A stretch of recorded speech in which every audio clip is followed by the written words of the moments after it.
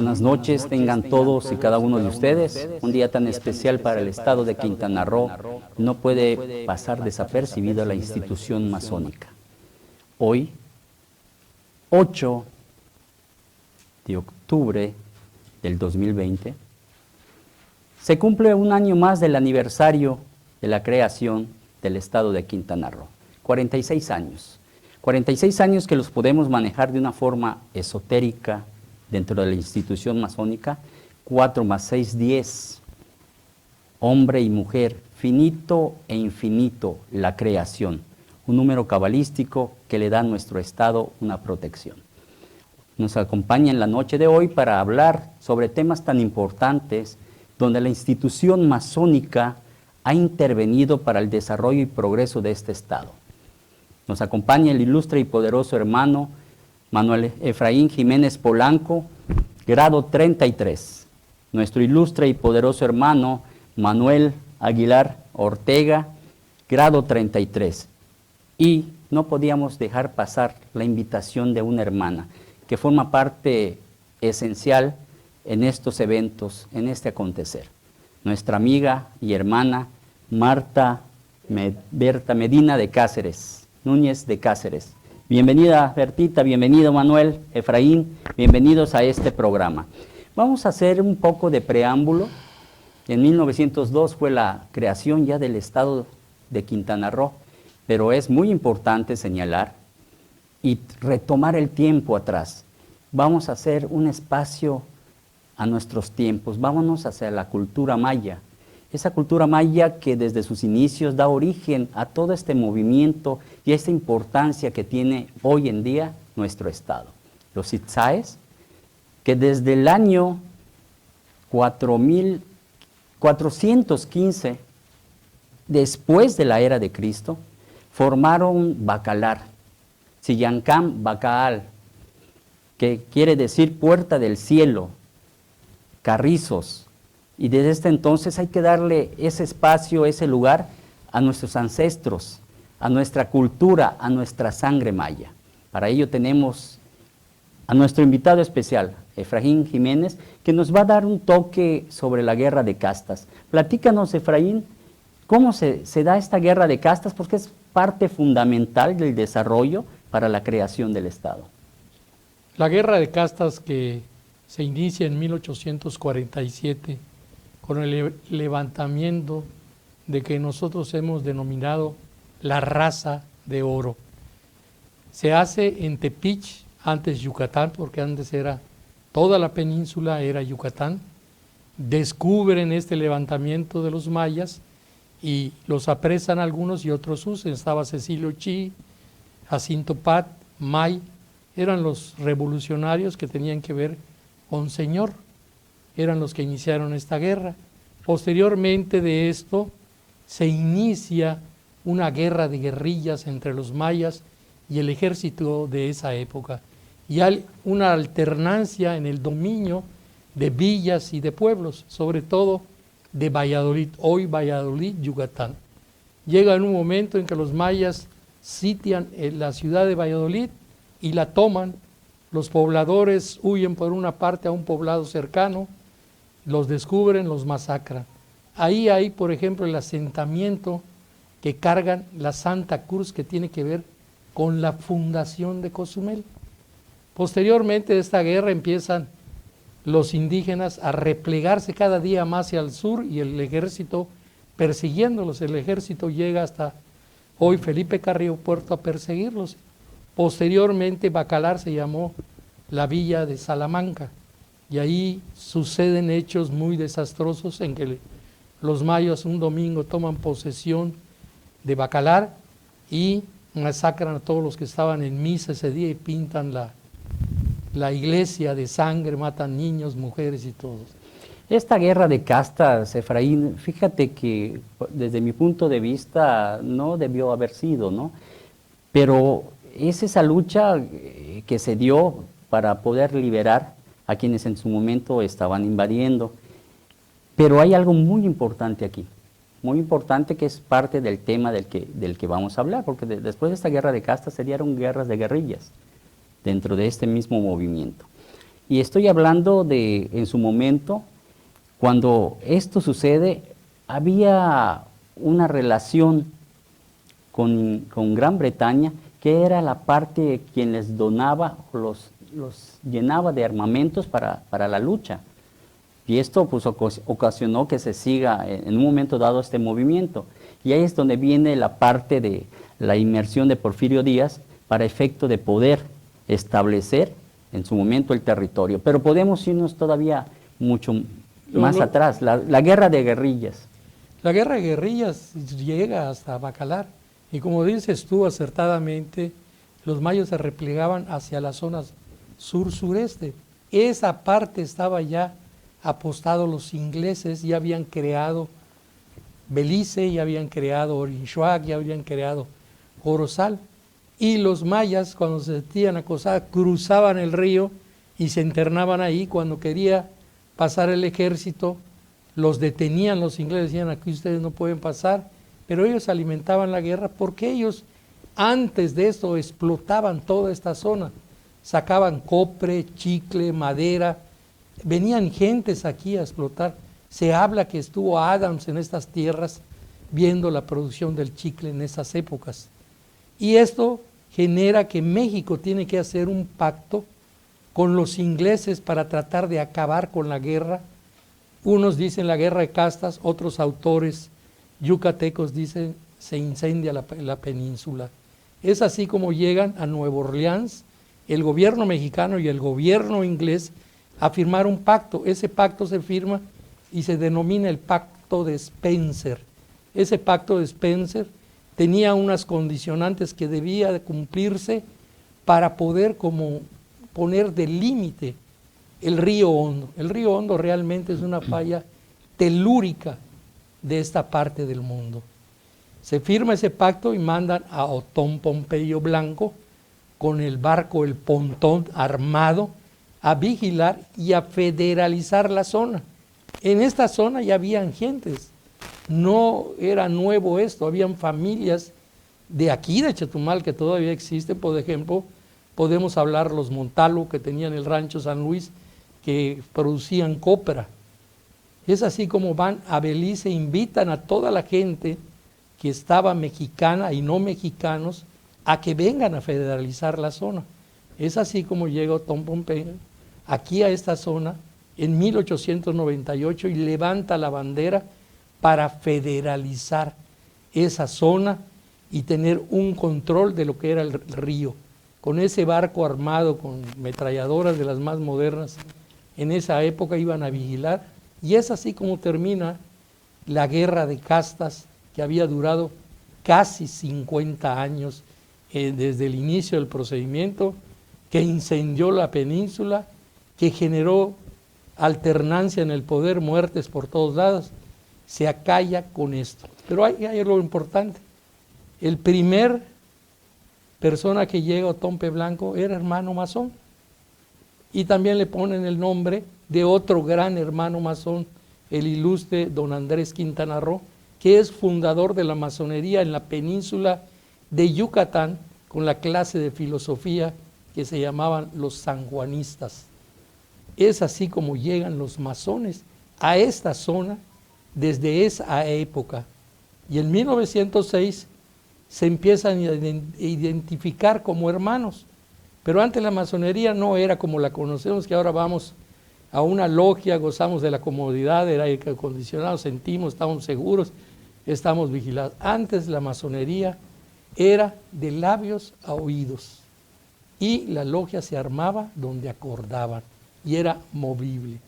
Era algo así con una logia Lautaro que formó Simón Bolívar cuando empezó la liberación de toda América, que trajo el conde Miranda a la América para independizar, basados en la Revolución Francesa, que un escritor famoso lo denominó como contrato social. Es así como empiezan las revoluciones en el mundo, promovidas para la humanidad por parte de la masonería universal.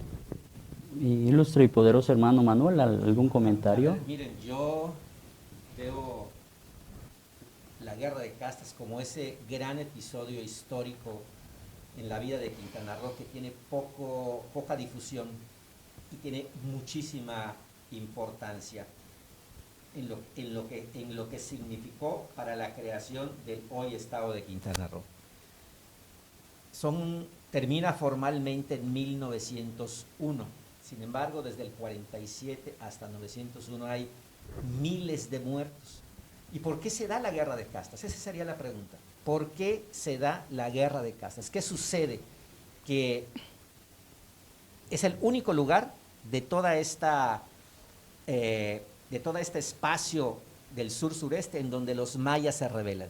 Y me parece que eso es muy emblemático, en donde son capaces los mayas de organizarse, de crear un movimiento social que se rebela contra la explotación, que se rebela contra el maltrato de quienes vienen de fuera para querer apropiarse de lo que sienten como suyo.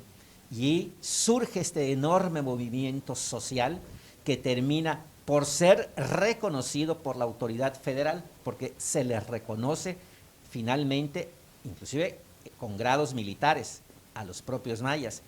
Y esa es la parte que estoy convencido que tenemos que difundir más y que además debe ser un compromiso de los gobiernos y de los tres poderes de gobiernos, difundir eventos históricos como la Guerra de Caza para generar ese sentido de identidad, de pertenencia y el orgullo de ser quintanarroenses. Ese es uno de los grandes retos.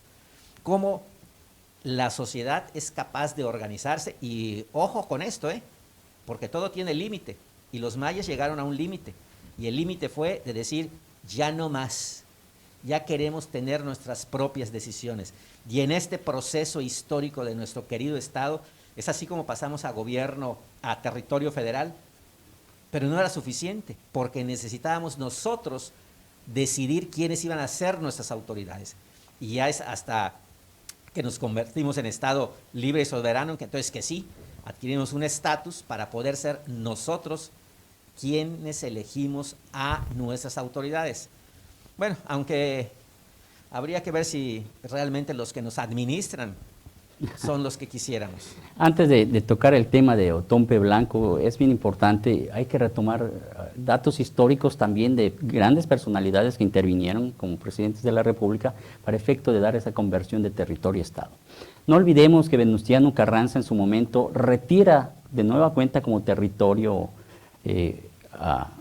aquí a Payo Obispo, y 2 años posteriores, y lo retira, pero viendo que no da resultado, solo fue en teoría, lo vuelve a integrar 2 años después, nuevamente como territorio.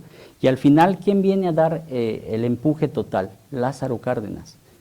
Él es el que le da la forma, y estamos hablando de puros maestros masones. Y hablar de Lázaro Cárdenas es hablar de un muy respetable gran maestro de la Gran Logia Valle de México. Por ello, este tema tan importante que es el festejo del 46 aniversario de nuestro Estado, hay que retomar cómo interviene la institución masónica para el desarrollo de nuestra entidad y sobre todo el progreso, la civilidad, la libertad, la justicia, que pues andamos en pos de lucha para que permanezca vigente en estos tiempos.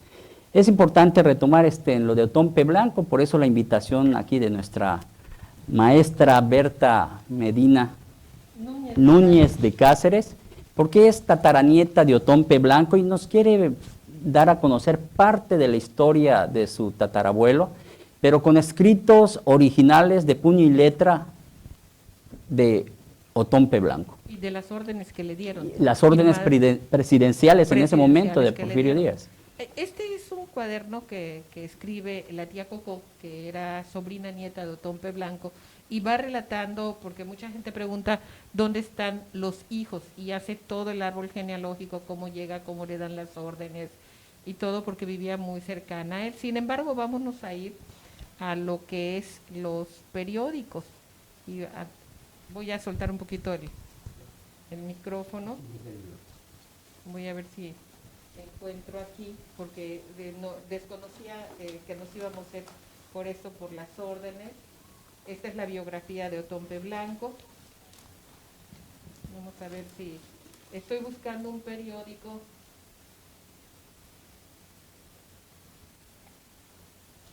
ver, aquí tenemos, dice, mientras Fray Obispo se coloniza pacíficamente bajo el mandato de Otón P. Blanco en la Bahía de la Asunción, Victoriano Huerta dejaba sangrienta huella. No sé si tienes todos estos periódicos. Si gustas, aquí, ponlo de frente para y que... aquí están los familiares de Otón P. Blanco, que forman parte también de este movimiento. Tengo en donde le dan la orden, la carta. Vamos a ver, esta es Otón P. Blanco. Y voy a buscar la carta en donde la copia de la carta, aquí está. La nueva comisión de Otón P. Blanco consistió en trasladarse a Nueva Orleans a vigilar la construcción y traslado hacia México de un montón para el proyecto de la fundación del poblado límite fronterizo de Belice. Mira, esta es la carta, la voy a mostrar, una copia de la carta escrita a mano donde se le instruye para que haga esa, que venga acá y forme el poblado en el límite fronterizo con Belice. ¿Okay? Y tengo la otra en donde le dan la comisión. Otón P. Blanco se encontraba en el barco de Zaragoza como oficial cuando recibe la orden de sentarse en la Secretaría de Hacienda porque recibió una nueva comisión. Esta es la carta de la comisión en donde lo mandan antes, antes de venir para acá, en Fíjate, todos los movimientos que él iba a hacer. Fíjate, Berta, que la importancia que tiene esto, porque hay que darlo a conocer.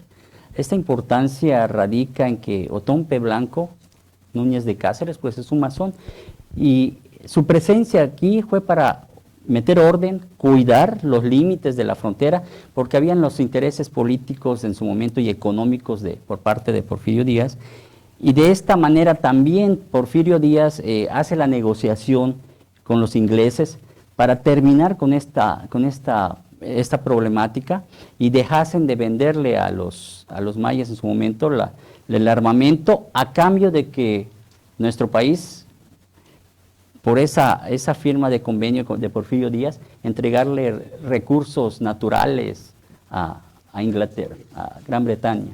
Así es. ¿Algún otro documento, algo que quieras expresar? Adelante, para que la sociedad sepa. Habíamos platicado de que convendría que hiciéramos otro programa porque realmente tengo muchísimo material. Tengo muchísimo material de periódicos, de cartas escritas por el presidente de la República en las encomiendas que le daba al venir para acá. Y pues sí requiere que tengamos un espacio para ir abriendo esto. Yo creo que hoy básicamente el tema principal es sobre los 46 años que se cumplen de convertirnos en Estado, pero esto es un material demasiado amplio, largo, que por el contenido creo que convendría, pues como habíamos platicado, que se hiciera ya la plática de todo, cómo él logra y cómo se maneja, quién es su familia, quiénes fueron sus hijos, porque realmente es un personaje base de nuestra sociedad y de nuestra... Y también hay por allá información en Colombia. Es que él es descendiente, ¿no?, de don José Núñez de Cáceres, el abuelo de él, que fue el liberador, ¿verdad?, de Colombia, y trae toda la carta, cómo llegan, el árbol genealógico se va, ellos tienen que ser exiliados y se van a la frontera norte, a Tijuana, pero vienen huyendo de los problemas políticos que tenían en Colombia. Los orígenes de ellos son colombianos, con el libertador José Núñez de Cáceres. Efraín, los Peirefit. Yo quisiera hacer dos comentarios breves. Primero, el que decía Manuel referente a la lucha del autogobierno quintanarroense que se da hasta 1974 a crearse el Estado. Mucho antes de esto, ya los hermanos Manzones pensaban en un progobernante nativo dentro del territorio, y se logra poner al primer gobernante nativo de esta tierra, que fue don Pascual. Don Gobernador Pascual del territorio. Coral, gobernador del territorio. Da como resultado esa lucha añeja de los chetumaleños y los quintanarroenses por tener un autogobierno. Eso es por un lado. Por el otro lado, lo que dice nuestra querida hermana Berta Medina, hace algunos años yo fui director del Arte y Cultura del IQC, en el tiempo en que fue vocal ejecutivo Antonio Joyo Manzanilla, y nació la idea de crear un museo de la ciudad. En ese museo de la ciudad se trajo a los familiares directos de Otón Pompeyo Blanco a que lo inauguraran. Ese museo, cuando nosotros salimos del IQC, quedó a un costado de la Belisario Domínguez. Como muchas cosas en la ciudad y en el estado, mucha gente que no ha conocido la historia, la tradición, la identidad, y que ha dirigido sobre todo la cuestión cultural y el Estado, con todo respeto han destrozado nuestra identidad. Yo siento que hoy en día deberíamos de hacer una lucha porque se reviva ese museo de la ciudad donde el personaje central es don Otón P. Blanco. Ahí hay partes que donaron ellos, se trajo la ropa, el uniforme de él, se puso a solear y todo, y que se generó una gran bronca que porque se estaba destrozando. Bueno, ahí está el museo, no se ha aprovechado y está perdido. Sería conveniente que a través de alguien descendiente de la sangre de Otón P. Blanco y con la ayuda masónica del gobierno, se pidiera revivir ese museo de la ciudad de Chetumal, que se le dé verdaderamente la importancia que tiene. El material que tengo es muy abundante, como te digo, cuáles eran sus costumbres, cómo vivía. Estos de acá, esos son los hijos que vinieron cuando trajeron las cenizas, no sé si te acuerdas. Sí, me acuerdo. Aquí están los hijos y aquí está familiares también. Esta es mi mamá, la que está de blusa blanca, que es sobrina nieta de Otón P. Blanco también, y la tía Jovita, creo que los conoces, del tío, sí, la casada con el tío Jiménez. Sí. Ya falleció, y aquí están los familiares con los hijos y la esposa, uno de los hijos que vino a traer las cenizas. Ahí lo que yo quiero comentar, porque viene al caso, a este respeto que le debemos a este personaje nuestro que es mi familiar, y que por eso yo amo en lo particular esta tierra, pero me da mucha tristeza y quiero aprovechar esto para hacer notar que el monumento que se encuentra frente al muelle fiscal no es un monumento, es el mausoleo. Ahí se encuentran las cenizas.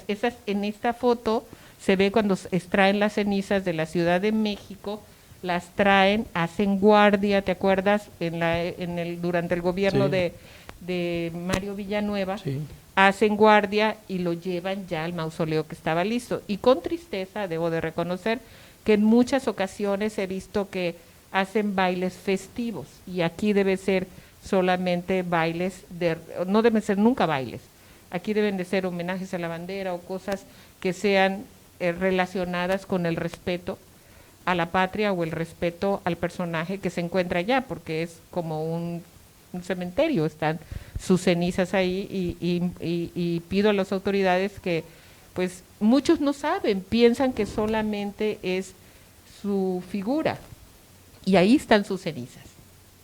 Y pues esa área es un área que debemos de tratar con el respeto que se merece nuestro fundador. A ver, miren, yo quisiera comentar que Quintana Roo solo se explica a partir de esos hombres y mujeres como Otón Pompeyo Blanco, que vinieron a ser patria para preservar nuestra soberanía nacional y nuestra integridad territorial.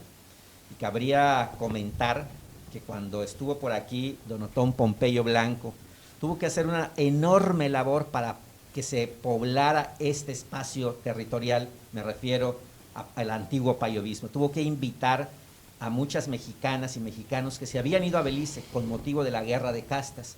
La historia es un continuo, no son momentos aislados, y 2020 solo se puede explicar a partir de lo que ha sucedido durante todos estos años en Quintana Roo.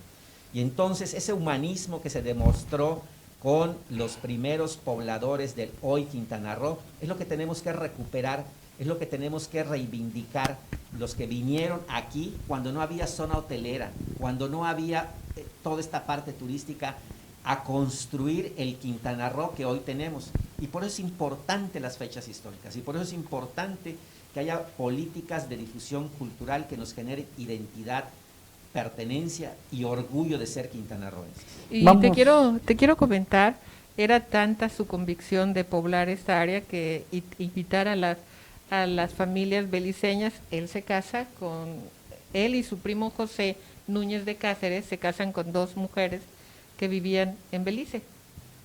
Eran las Peirefit, Núñez de Cáceres Peirefit son sus descendientes, la tía Manuelita. Okay. Y convencido de esto, se casan dos primos con dos hermanas. Y es como forman sus familias, invitando a todos a que vengan a poblar este lugar. Bien, vamos, el tiempo apremia, vamos a hablar de la fundación de la primera logia en Payo Obispo. Efraín, ¿cómo se llamó esta logia? La primera logia fue conformada, como se decía hace un momento, por la gente que vino del lado de Belice, que vinieron a esta tierra y que vinieron de distintas partes del mundo. Vinieron del rito francés, del rito escocés antiguo y aceptado, vinieron españoles, vinieron árabes.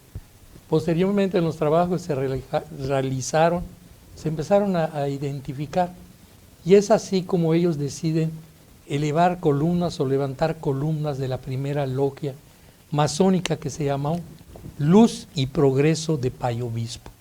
Esa fue la primera logia que existió aquí en nuestra tierra. Bien, vamos a hablar de algunos detalles que la institución masónica creó aquí en Quintana Roo.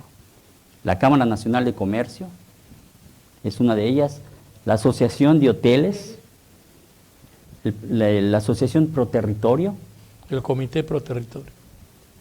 el edificio que alberga la Escuela Belisario Domínguez extinta, que es la Casa de la Cultura, y hay algo bien importante, el Hospital Morelos. Toda es una creación masónica, pero sobre todo las esculturas son de Rómulo Rosso, que es también un masón de convicción hecho a pulso y a cal y canto.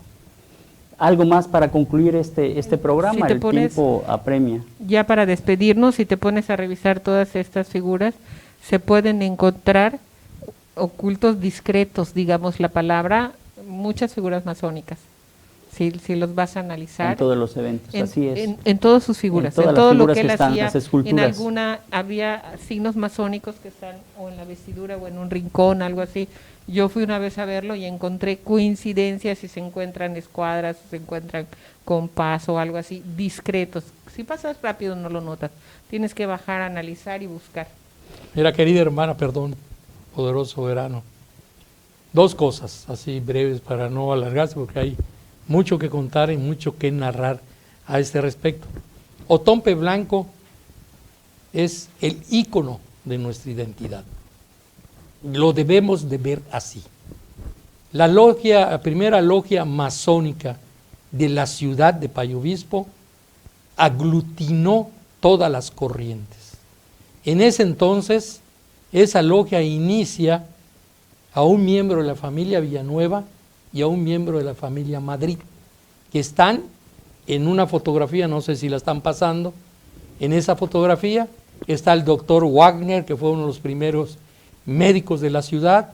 Está la familia Cárdenas, que fueron gente, la familia González, fue la familia Alonso, que fueron los miembros que dieron cabida al desarrollo de la ciudad y del Estado. Generaron el Comité Progobernante Nativo, generaron el Comité Pro Territorio con el doctor Barocio, que fue el primer presidente del Comité Pro Territorio, que era hermano masón. Generaron y promovieron la creación de escuelas con los Villanueva y otro hermano que tenía una librería, no me viene a la mente.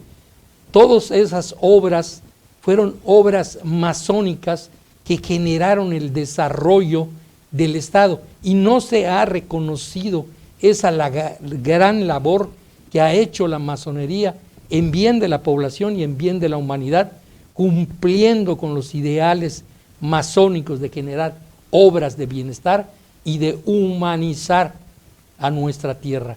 Creo que eso es importante en este aniversario, que la población quintanarroense conozca que la lucha y el desarrollo comenzó en esta tierra y que mucha gente dio su esfuerzo, su dedicación. Quemar el pueblo después del huracán Janet también fue evitado por masones. Cuando Margarito Ramírez dijo préndanle fuego, muchos se opusieron y no se les ha reconocido, se han perdido. Ahí estaba don José Padrón, estaba don Guadalupe Aguilar, estaban los Peraza, don Ismael Peraza, estaba la madre Águeda, que fue la directora general de la Escuela de las Madres de la Luz. Todas esas formaron el comité pro territorio que hoy en día nadie quiere hablar. Mucha gente se mete y quiere estar parte de la historia y se ha metido.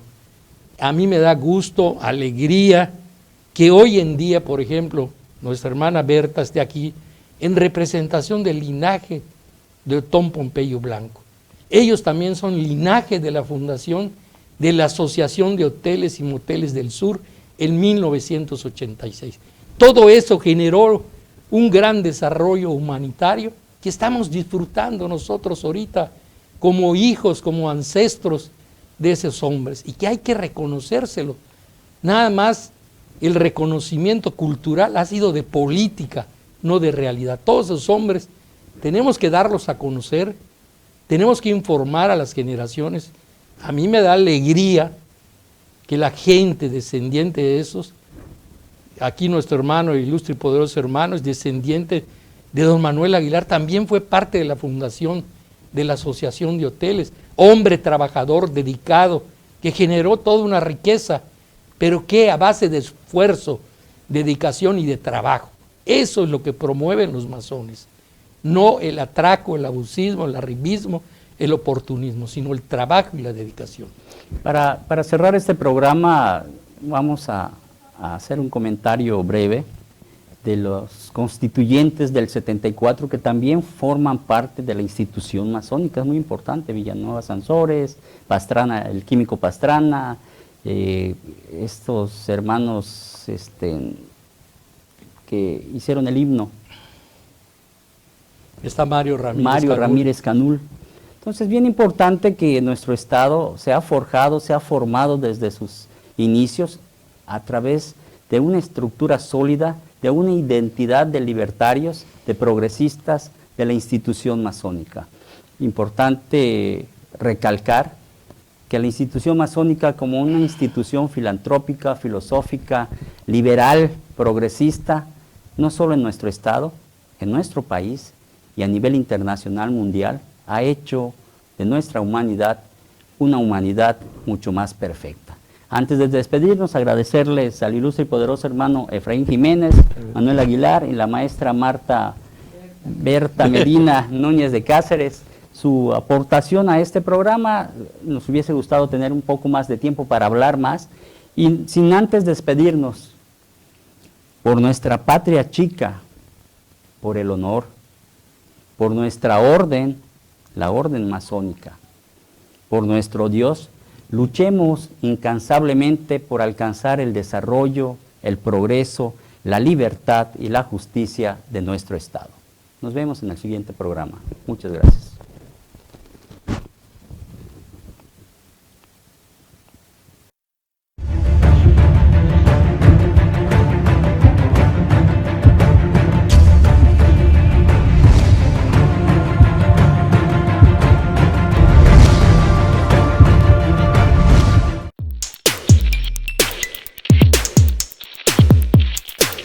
Todos somos Pulso Sur, el canal de la capital.